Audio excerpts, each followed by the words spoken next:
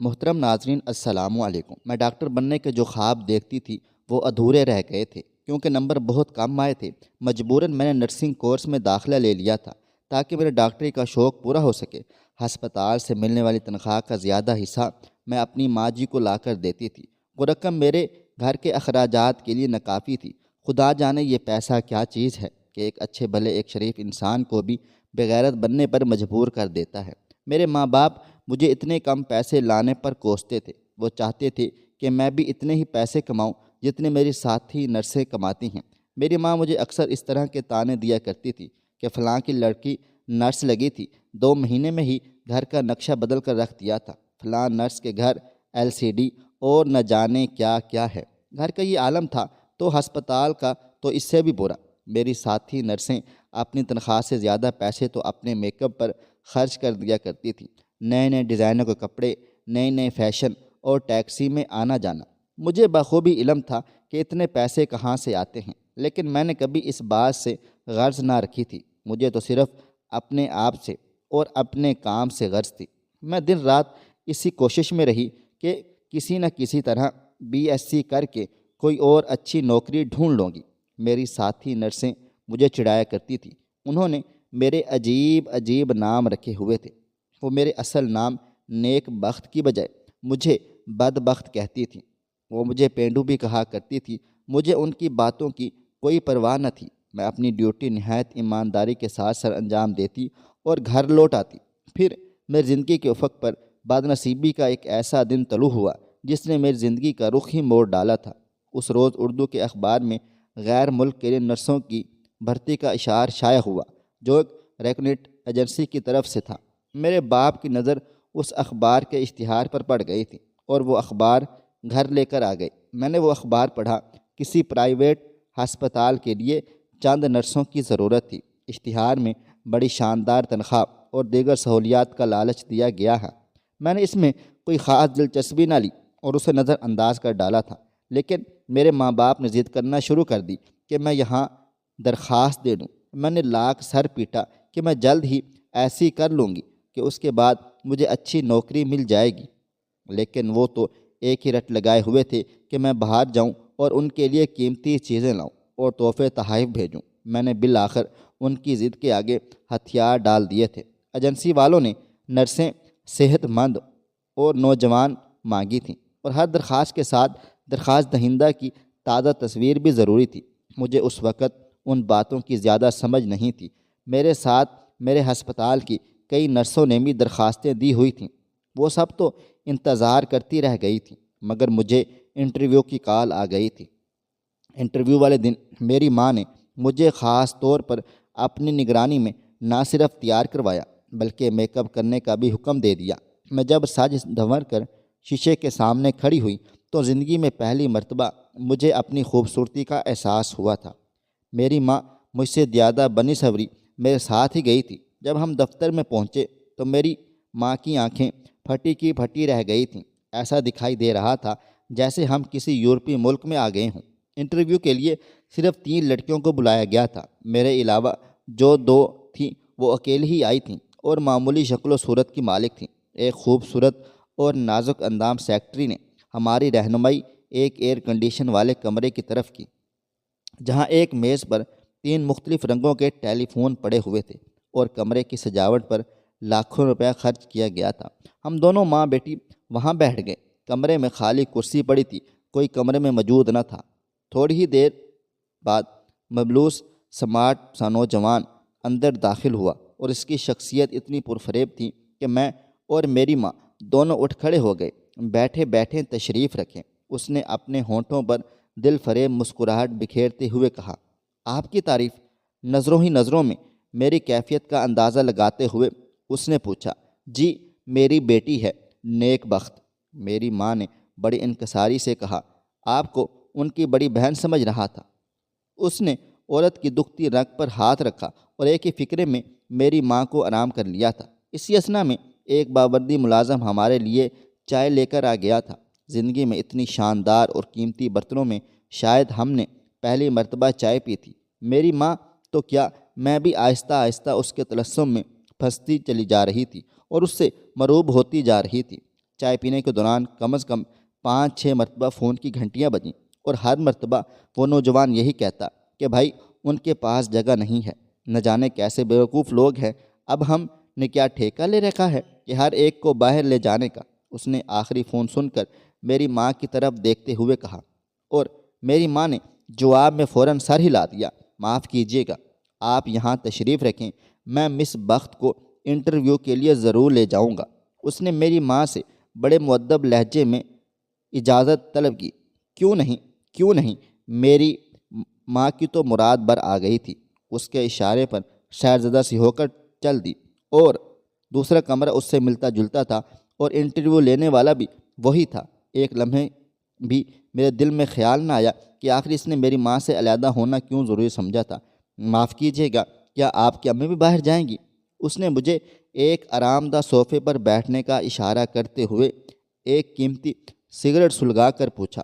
جی نہیں، میں نے کھسیانی ہنستے ہوئے کہا۔ برا نہ ماننا، میں نے اس لیے پوچھا ہے کہ وہ آپ کے ساتھ جو آئی ہیں۔ وہ مسکراتا ہوا میرے سامنے ایک شاندار صوفے پر بیٹھ گیا تھا۔ جی نہیں، میں معافی چاہتی ہوں، میں نے نہ جانے کیوں یہ فکرہ کہہ کر اس کی غلط فہمی میں مزید اضافہ کر ڈالا تھا۔ انٹرویو کے دوران سوائے اس نے مجھ سے فری ہونے کی کوشش کی اور کچھ بھی نہیں کیا۔ ایک سوال بھی اس نے نرسنگ کے بارے میں نہ پوچھا تھا۔ پھر میں بھی سمجھ نہ سکی۔ واہ دولت، واہ ڈالر اور ریال، واہ پاؤنڈ۔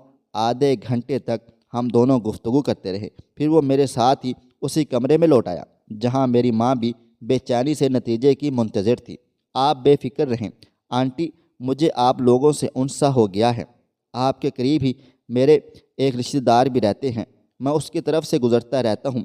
جلد ہی ہم آپ کو نتیجے سے مطلع کر دیں گے۔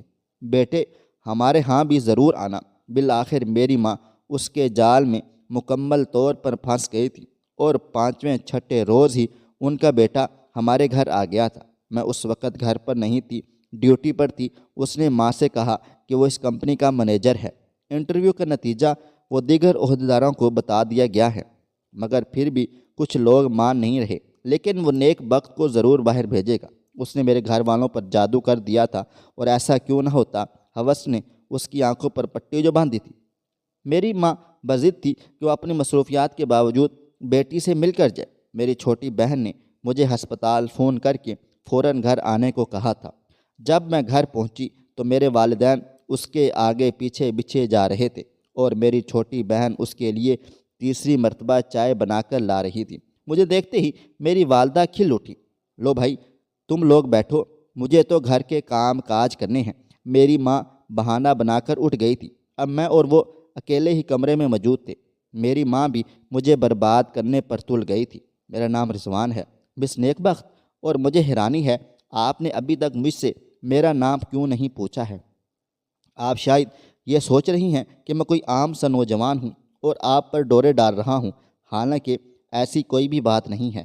شاید آپ کو اس بات کا علم نہ ہو کہ میرا تعلق جس فرم سے ہے، وہاں مجھے روزانہ دنیا بھر کی خوبصورت لڑکیوں سے واسطہ پڑتا ہے۔ مجھے کسی بھی چیز کی کمی نہیں ہے۔ مس بخت، اگر میرا کوئی ایسا ہی غلط ارادہ ہو تو آپ ہی سوچئے کہ میرے لیے رکاوٹ کیا ہے۔ شاید آپ کو میرے خلوص پر اب بھی یقین نہ آئے گا، لیکن میں آپ کو بتا دینا چاہتا ہوں کہ آپ کی سادگی نے مجھے متاثر کیا ہے۔ اس نے بغیر کوئی تمہید باندھے ایک اچھا خاصا لیکچر دے ڈالا تھا۔ اس کی اس بات پر مجھے خاصی معقولیت نظر آئی کہ آخر اس کو کمی کس بات کی ہے۔ اگر اس نے کوئی غلط مقصد ہی حاصل کرنا ہے تو اس شہر کی درجنوں خوبصورت لڑکیاں اس سے دوستی کرنے کے لیے بے قرار رہتی ہوں گی۔ میں نے اپنے آپ کو خوش قسمت سمجھنا شروع کر دیا کہ اتنا بڑا آدمی مجھ پر مر مٹا ہے۔ تقریباً 1 گھنٹے تک ہم تنہائی میں گفتگو کرتے رہے، اور جب وہ واپس جانے لگا تو میں واقعہ اس کی گرویدہ ہو چکی تھی۔ جاتے جاتے اس نے اگلے روز باہر ملنے کا وعدہ لے لیا۔ اگلے روز میں ایک شاندار کار میں بیٹھ کر شہر کے سب سے مہنگے ہوٹل میں اس کے ساتھ کھانا کھا رہی تھی۔ مجھے اپنی قسمت پر رشک آنے لگا تھا۔ کسی ایسے ہوٹل میں جانے کا یہ میرا پہلا تجربہ تھا۔ یہاں آ کر احساس ہوا کہ زندگی کتنی رنگین ہے۔ شاید اس ہوٹل کی بیرے رضوان کو پہلے سے ہی جانتے تھے، کیونکہ جہاں جہاں سے وہ گزرتا وہ باادب کھڑے ہو کر اسے سلام کرتے تھے۔ میں نے جلد ہی اس بات کا اندازہ لگا لیا تھا کہ رضوان کوئی بہت غیر معمولی شخصیت کا حامل ہے اور میرے تصورات سے بھی بڑا آدمی ہے۔ اس رات اس شاندار ہوٹل کے ایک کونے میں بیٹھے ہوئے تھے۔ ہم دونوں نے ہمیشہ ہمیشہ کے لیے ایک ساتھ جینے مرنے کا عہد کر لیا تھا۔ اس نے مجھ سے نوکری چھوڑنے کا کہا اور میں نے اگلے روز نوکری سے استعفیٰ دے دیا تھا۔ ملاقات کے تیسرے روز ہی فرم کی طرف سے 40,000 روپے کا ڈرافٹ اور ایک خط ملا جس میں لکھا ہوا تھا کہ مجھے منتخب کر لیا گیا ہے اور اب مجھے 1 ماہ کراچی میں خصوصی ٹریننگ دینے کے لیے بعد باہر بھیج دیا جائے گا۔ ٹریننگ اخراجات کمپنی برداشت کرے گی۔ میرے ماں باپ کے تو پاؤں ہی زمین پر نہ ٹکتے تھے، وہ رضوان کو دعائیں دیتے نہ تھکتے۔ 3 دن کے بعد میں رضوان کے ہمراہ کراچی جا رہی تھی۔ ہوائی جہاز کا سفر، شاندار لباس، پرس میں ڈھیر سارے نوٹ اور ایک خوبصورت دولت مند نوجوان کا ساتھ۔ میرا دل و دماغ جہاز کے ساتھ ساتھ عرش پر پرواز کر رہا تھا۔ سفر کے دوران رضوان نے بتایا کہ اس کا بھی تبادلہ باہر ہو رہا ہے جہاں ہم دونوں اکٹھے ہی جائیں گے۔ میں دل ہی دل میں مستقبل کے منصوبے بنانے لگ گئی تھی کہ بخت ہم مڈل ایسٹ پہنچتے ہی شادی کر لیں گے۔ اس نے جہاز کے لینڈ کرتے وقت مجھے یہ خوشخبری سنائی کہ کراچی میں ہمارا قیام ایک بنگلے میں ہوا جو شاید اس فرم نے اسی مقصد کے لیے حاصل کر رکھا تھا۔ 2-3 دن اس نے صرف میرا اعتماد ہی حاصل کیا۔ اسی اثنا میں اس نے مجھے یقین دلا دیا کہ وہ فرشتہ ہے، کم از کم میں تو اسے ایسا ہی سمجھنے لگی تھی۔ چوتھے روز ایک شدید جذباتی کیفیت سے گزرنے کے بعد ہم نے بہت سے مراحل طے کر لیے تھے اور مجھے اپنے لٹنے کا اس وقت کوئی احساس نہ ہوا، کیونکہ رضوان نے مجھے یقین دلاتے ہوئے کہا کہ ہم جلد ہی میاں بیوی کے رشتے میں بندھ جائیں گے، اور میں مطمئن ہو گئی اور 1 ماہ پلک جھپکتے گزر گیا۔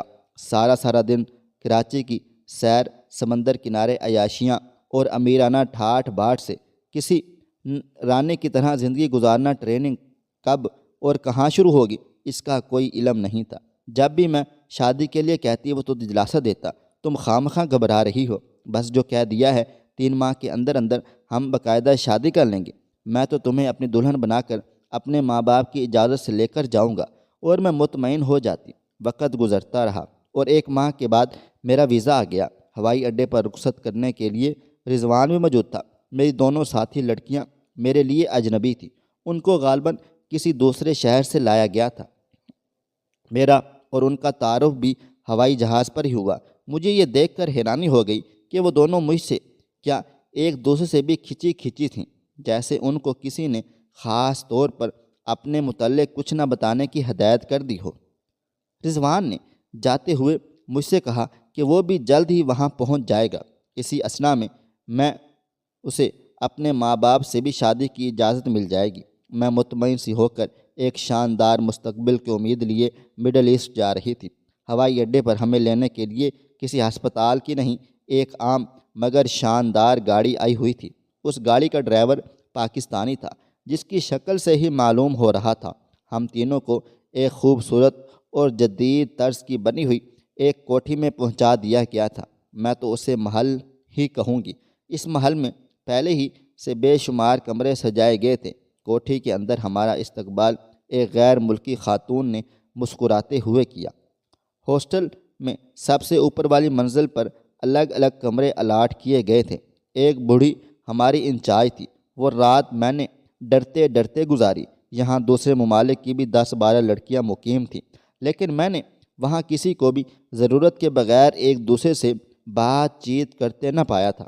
یوں دکھائی دیتا تھا جیسے انہیں سختی سے ایک دوسرے سے بولنے کی ممانعت ہو۔ کھانا کمرے میں پہنچا دیا جاتا تھا۔ صبح ایک ویگن میں جس پر ریڈ کراس کا نشان بنا ہوا تھا مجھے ایک پرائیویٹ ہسپتال میں بھیج دیا گیا۔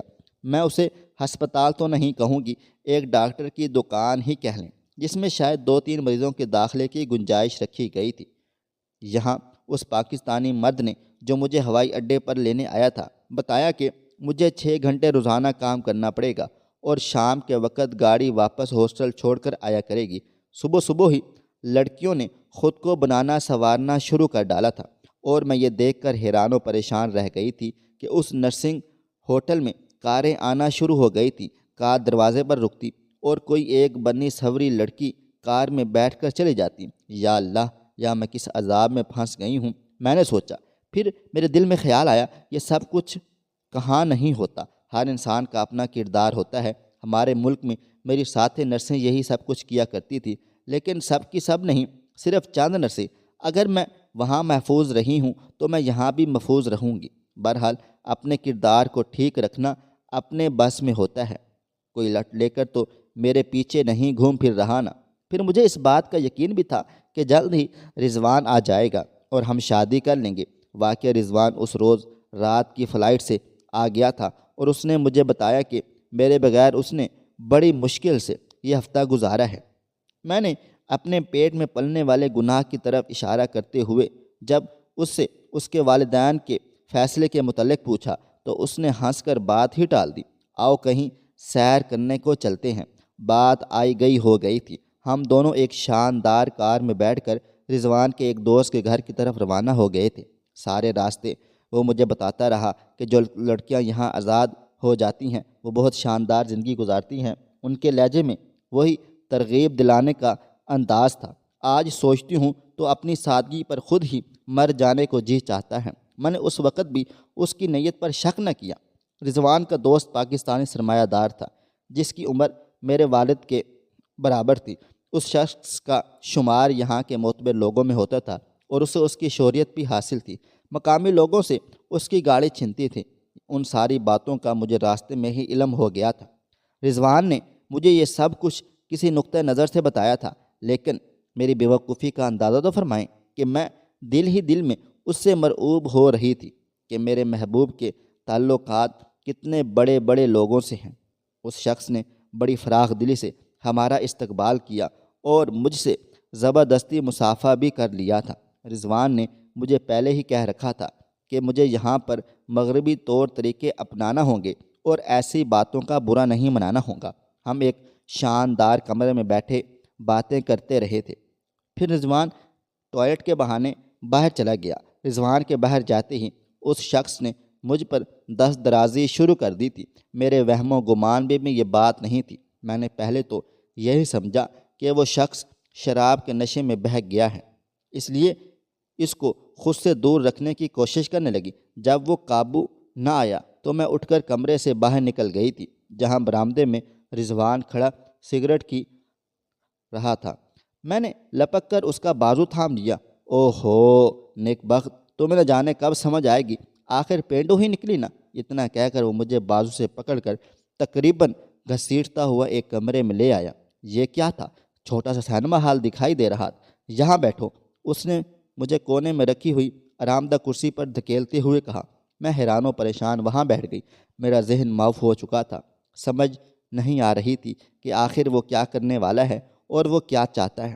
کمرے میں موجود ایک بہت بڑے سے پروجیکٹر کا بٹن دبا کر وہ میرے قریب ہی بیٹھ گیا تھا۔ ایک بڑی سی سکرین پر فلم چلنی شروع ہو گئی تھی۔ چند لمحوں تک تو میری سمجھ ہی نہ آیا کہ یہ کیا ہو رہا ہے۔ اس کے بعد جب رفتہ رفتہ گرد و پیش کا احساس ہوا تو مجھے جھٹکا سا لگا، جیسے بدن بجلی کی ننگی تار سے چھو گیا ہو۔ میں آنکھیں پھاڑ پھاڑ کر سکرین کو گھونے لگی، جہاں کراچی کے اس ہوٹل کے ایک کمرے کا منظر نظر آ رہا تھا جہاں میں نے رضوان کے ساتھ تنہائی میں کئی راتیں گزاری تھیں۔ کمرے کے کسی خفیہ گوشے میں چھپے کیمرے نے میرے سارے گناہ سلائیڈ پر منتقل کر لیے تھے۔ جوں جوں فلم چلتی جا رہی تھی میری حالت غیر ہوتی چلی جا رہی تھی۔ یوں محسوس ہونے لگا جیسے میں پاگل ہو جاؤں گی۔ کمرے کی ساری چیزیں گھومتی نظر آ رہی تھیں۔ میں زور سے چیخ چلا اٹھی، بند کرو، خدا کے لیے اسے بند کرو۔ چیختی چلاتی کیوں نہ، اس نے پروجیکٹر بند کر دیا۔ ذلیل دھوکے باز، نہ جانے دنیا جہان کے کون کون سے القابات سے میں نے اسے نوازا تھا، لیکن وہ بے غیرتوں کی طرح مسکراتا رہا۔ میں سسکیاں لیتی ہوئی اس کے قدموں سے لپٹ گئی اور گڑ گڑاتے ہوئے التجا کی، میری کوکھ میں تمہاری نشانی ہے، مجھ پر رحم کرو، مجھ سے شادی کر لو، مجھے پاکستان بھیج دو یا میرا گلا دبا دو۔ اگر میرے کہنے پر عمل کرتی رہیں تو زندگی بھر عیش کرو گی، تمہاری ملازمت برقرار رہے گی اور ہر ماہ تمہارے والدین کو 40,000 روپے پہنچتے رہیں گے، سال میں ایک بار چھٹی بھی اور زمانے بھر کی سہولتیں بھی، صرف آمادگی کی صورت میں، ورنہ تمہارا پاسپورٹ ہمارے پاس ہے، یہاں کوئی تمہاری فریاد پر کان نہیں دھرے گا، الٹا تمہیں گرفتار کر لیا جائے گا اور جو حشر تمہارا ہوگا وہ تو ہوگا ہی ہوگا، لیکن تمہاری بہن اور تمہارے ماں باپ بے گناہ ہی مارے جائیں گے، وہ کسی کو منہ دکھانے کے قابل نہیں رہیں گے، کیونکہ یہ فلم انٹرنیٹ پر چلا دی گئی تو تمام دنیا دیکھے گی۔ میں اس کے اس خوفناک لہجے سے سہم گئی۔ میں بظاہر آزاد لیکن اندر سے مکمل قیدی بن چکی تھی۔ اس نے مجھے بازو سے پکڑ کر باہر کی طرف کھینچتے ہوئے کہا، سیدھی طرح سے ہمارے بتائے ہوئے راستے پر چلتی رہو۔ مجھے بدن کا ہوش نہیں تھا، میں سحر زدہ سی اس کے پیچھے پیچھے کھینچی چلی جا رہی تھی، اور وہ بول رہا تھا کہ بچے کا مسئلہ تو تم خود نرس ہو اور اس کا علاج بخوبی جانتی ہو، اگر چاہو تو میں اس سلسلے میں تمہاری ہر طرح کی مدد کرنے کو تیار ہوں۔ اس نے مجھے اسی کمرے میں جس سے میں نکل کر بھاگی تھی دھکیل دیا۔ کمرے میں وہ شیطان پہلے سے ہی میرا منتظر تھا، کیونکہ اسے معلوم تھا کہ رضوان مجھے واپس اس کے پاس لے آئے گا۔ پھر وہ مرحلہ بھی آ گیا جب آنسوؤں کے خشک ہو جاتے ہیں، کوئی رونا بھی چاہے تو رو نہیں پاتا۔ اگلی صبح رضوان مجھے خود ہاسٹل چھوڑ گیا۔ یہاں منتظم میری منتظر تھی۔ اس نے مسکراہٹ کے ساتھ میرا استقبال کرنا، اور آرام کر لو، تھک گئی ہوگی، اب تمہیں 1 ہفتے کی چھٹی ہے، سیر کرنے کو دل چاہے تو مجھے بتا دینا، اس نے میری دل جوئی کرتے ہوئے کہا۔ 3 روز کے بعد میں نے اپنی زندگی کا بدترین گناہ بھی کر لیا، اور اپنے گناہ کی نشانی کا اپنے ہی ہاتھوں گلا گھونٹ ڈالا تھا۔ اس خطرناک گروہ کے شکنجے میں پھنس کر بغاوت کا تصور بھی میں نہیں کیا جا سکتا تھا۔ 2-3 مہینے میں نے ایسی باتوں کا علم ہوا کہ خوف کے مارے میری جان نکل جاتی تھی۔ انہیں جس لڑکی پر بھی شک گزرتا کہ اس کی کسی نہ کسی بہانے دنیا سے چھٹی ہو جاتی تھی، اور کسی کو کانوں کان بھی خبر نہ ہو پاتی تھی۔ بڑے بڑے افسران عیاشی کے لیے ان کے محتاج تھے۔ زندگی بڑی ظالم ہے، آپ کتنا ہی فرار حاصل کرنا چاہیں، وہ آپ کو حالات سے سمجھوتہ کرنے پر مجبور کر کے رکھ دیتی ہے۔ میری حیثیت ہی کیا تھی، ایک ناتواں بے کس لاچار لڑکی، میں ان کا کیا بگاڑ سکتی تھی؟ میں تو بزدل تھی، مرنے سے بھی ڈرتی رہی۔ میں نے بھی دوسری لڑکیوں کی طرح ہتھیار پھینک ڈالے تھے۔ میرے ساتھ آنے والی دوسری لڑکیوں کی کہانیاں بھی بالکل میری جیسی ہی تھی، صرف کردار بدل گئے تھے۔ میری زندگی کا اب صرف ایک ہی مقصد تھا، اور وہ تھا رضوان سے انتقام لینا، کیونکہ وہ میری بربادی کا ذمہ دار تھا۔ مجھے اس کے لیے زیادہ انتظار نہ کرنا پڑا۔ ایک شخص جس کی عمر کم سے کم 60 سال ہوگی اور وہ اپنے ملک میں ایک اعلیٰ عہدے پر فائز تھا، کو نہ جانے میری کون سی اسے ادا پسند آ گئی، وہ جو مجھے اپنے ساتھ ہی لے گیا۔ میں اس کے بنگلے میں رہنے لگی۔ میں نے اس کا مکمل اعتماد آہستہ آہستہ حاصل کر لیا تھا۔ اس کا اپنا ایک حفاظتی دستہ تھا جو ہر وقت اس کے محل نما بنگلے میں موجود رہتا، اور وہ بھی مجھے اہمیت دیتے تھے۔ مالک نے مجھ پر آہستہ آہستہ پابندیاں نرم کر ڈالی تھی، اور میں مہینے میں 1 بار ہاسٹل آتی جاتی رہتی تھی، اور اپنی بد نصیب ساتھیوں سے مل آتی۔ ان سے تو بہرحال میں زیادہ خوش قسمت تھی۔ ایک روز بازار میں میری ملاقات رضوان سے ہو گئی تھی۔ اس نے دامن بچا کر نکلنا چاہا، لیکن میں نے آواز دے کر اسے پاس بلا لیا تھا۔ میری گفتگو کا انداز ایسا تھا کہ میں نے اس کو یقین دلایا کہ میں اس سے بالکل بھی ناراض نہیں ہوں، بلکہ مزید محبت کرنا چاہتی ہوں۔ میرے چکنی چوپڑی باتوں کے سامنے اس شیطان کی ساری مکاری دھری کی دھری رہ گئی تھی۔ 2-3 مرتبہ میں نے اس سے باہر ملاقات کی اور اپنی محبت کا یقین دلا دیا۔ اپنے منصوبے پر عمل کرنے کے لیے میں نے وہ دن منتخب کیا جب مالک دورے پر کسی دوسرے شہر جا رہا تھا۔ میں نے رضوان کو گھر آنے پر راضی کر لیا تھا۔ پہلے تو اس نے انکار کیا، لیکن میری ضد کے سامنے اسے ہتھیار ڈالنے پڑے۔ ادھر میں نے حفاظتی دستوں سے کہہ دیا کہ یہ بری نیت سے آ رہا ہے۔ اس نے محل میں داخل ہونا چاہا۔ اسے گرفتار کر کے میرے حضور پیش کیا گیا۔ پہلے تو میں نے اسے کوڑے سے جھی بھر کر مارا پیٹا، اور اپنی بھڑاس نکالنے کے بعد اسے سمندروں کی لہروں کے حوالے کر دیا تھا۔ زندگی سسک سسک کر رینگتی رہی اور رینگ رہی ہے۔ میں سال میں 1 بار اپنے ملک آتی ہوں۔ میرے ماں باپ آج شہر کے امیر ترین لوگوں میں شمار ہوتے ہیں۔ زندگی کی وہ کون سی آسائش ہے جو انہیں میسر نہیں؟ کیا ہوا جوان بیٹے کی کمائی ہے، آخر ان کا مجھ پر بھی تو کوئی حق ہے۔ انہوں نے مجھے پالا پوسا، جوان کیا، تعلیم دلوائی اور باہر بھجوایا۔ آپ اسے میرا گھٹیا پن کہہ لیں یا جذباتی گدھا پن، لیکن مجھے یہ کہنے میں کوئی بات نہیں کہ میری بربادی میں سب سے زیادہ ہاتھ میرے ماں باپ کا ہے۔ ہوس نے انہیں اندھا کر رکھا تھا کہ پیسے کماؤ، یہ نہیں سوچا کہ راستہ کون سا ہے، وغیرہ وغیرہ۔ محترم ناظرین، اب ایک اور کہانی جس میں لڑکی کا شوہر نشائی ہوتا ہے۔ محترمہ نور بیگم صاحبہ جو کہ کراچی کے گورنمنٹ گرلز ہائی اسکول کی ہیڈ ہیں، وہ اپنے محلے کی حمیرہ نامی خاتون کا واقعہ بیان کرتے ہوئے بتاتی ہیں کہ حمیرہ انتہائی متقی پرہیزگار خاتون تھیں۔ ان کے حسن کو پردہ اور نقاب چار چاند لگا دیتا تھا۔ جب وہ عبایا پہن کر گھر سے نکلتی تھیں تو ان کی شخصیت کا رعب اس قدر تھا کہ مرد خود ان کے لیے راستہ چھوڑ دیا کرتے تھے۔ ان کی آنکھوں میں حیا اس قدر تھی کہ میں نے کبھی ان کے ساتھ چلتے ہوئے ان کو نظر اٹھا کر، آنکھیں اٹھا کر، پلکیں اٹھا کر چلتے نہیں دیکھا تھا۔ نظر ہمیشہ جھکی ہوئی رہتی تھی۔ میں ان کے ساتھ کئی بار بازار گئی ہوں یا کہیں اور آئی گئی ہوں تو دوران خریداری یا سواری کرنے والے کو کرایہ دیتے وقت ان لوگوں سے انتہائی روکھے انداز میں بات کرتی تھی، کیونکہ خریداری کے دوران یا پھر کرایہ دیتے ہوئے بحث و مباحثہ کرنا پڑتا ہے تاکہ کچھ نہ کچھ رعایت کروائی جا سکے، مگر ان کا لہجہ اس قابل کبھی نہیں رہا کہ ہمیں کبھی رعایت ہو۔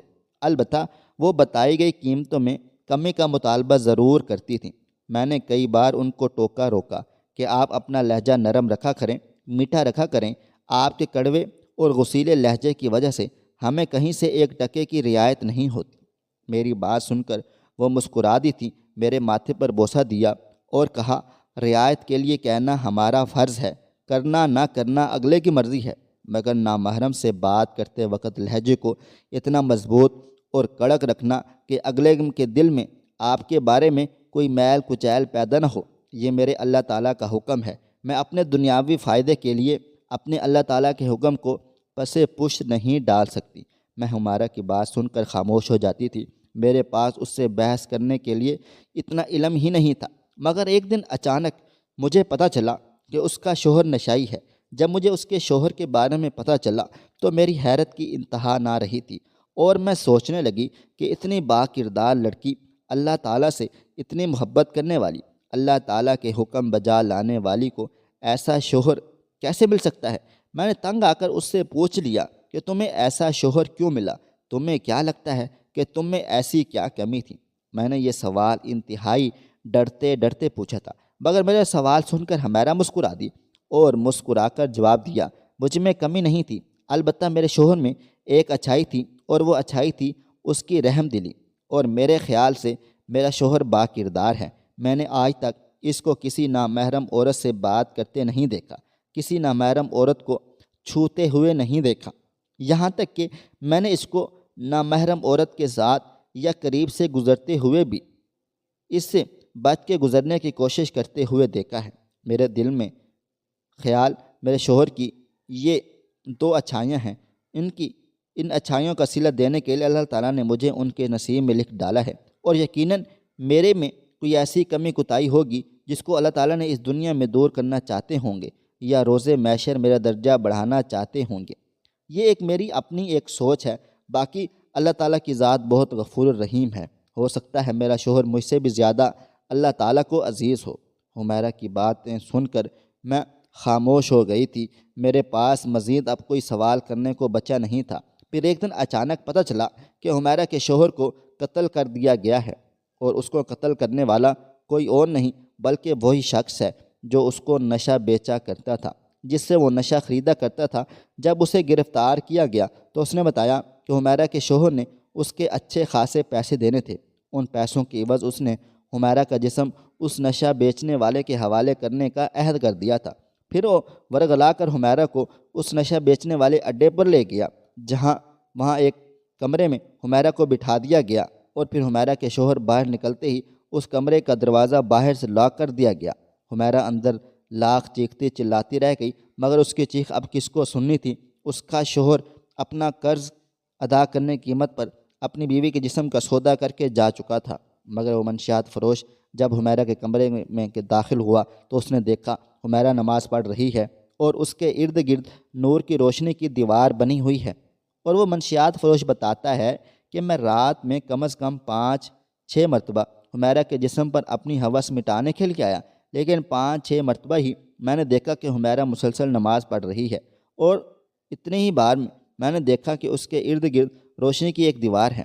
میں نے جب اس روشنی کی دیوار میں ہاتھ ڈال کر حمیرہ کو مصلے سے اتارنے کی کوشش کرتا ہوں تو میرا ہاتھ حمیرہ تک پہنچ نہیں پاتا۔